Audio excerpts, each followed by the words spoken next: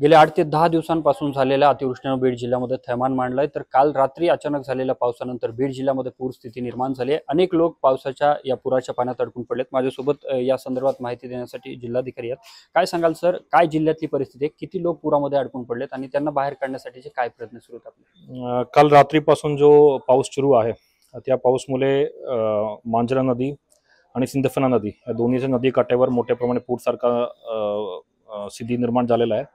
त्यामध्ये आम्ही सकाळीपासून पूर्ण प्रशासन आता पाटोदा शहर असेल, शिरूर शहर असेल तिकडेच्या पूर्ण व्यवस्था बघत होता। शिरपूर बीडमध्ये इकडून आम्ही ऑलमोस्ट 5 लोकांना आणि त्यापेक्षा जास्त लोकांना दुपारीपर्यंत आपण काढलं होतं। आता हे गेवराईमध्ये आमच्या पिंपळगाव कानडा आणि इकडे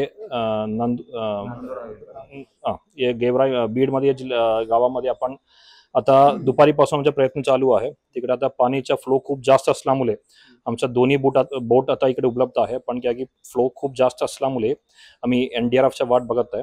पण आपण दुपारीपासून आपण एअरलिफ्ट करण्याचा सुद्धा प्रयत्न केलेला भरपूर, पण एअरलिफ्टच्या दुर्दैवाने तिकडे टेक ऑफ करण्याचा एन्व्हायरमेंट त्याला सोयीचे नसल्यामुळे तो टेक ऑफ जाणं शक्य झाला नाहीये।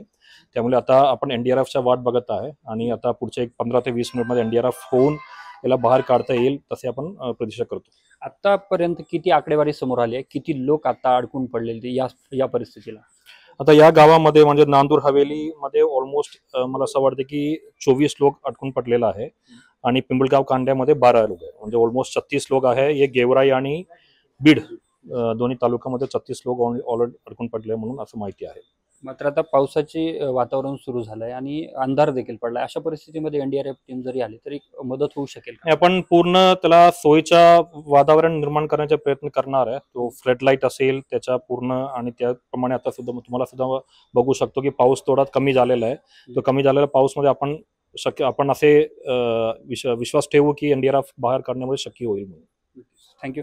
आपल्यासोबत जिल्हाधिकारी विवेक जॉन्सन होते आणि आतापर्यंत बीड आणि गेवराई या 2 तालुक्यामध्ये तब्बल 36 लोक अडकून पडल्याची माहिती त्यांनी आता दिली आणि एनडीआरएफ आणि चॉपरच्या माध्यमातून त्यांना काढण्यासाठीचे पूर्णपणे प्रयत्न सुरू आहेत। मात्र आता या लोकांना बाहेर काढण्यामध्ये कधीपर्यंत यश येतं हे पाहणं महत्त्वाचं असणार आहे। कॅमेरामन प्रमोद रोमनसह मी अशोक काळकुटे, TV9 मराठी, बीड।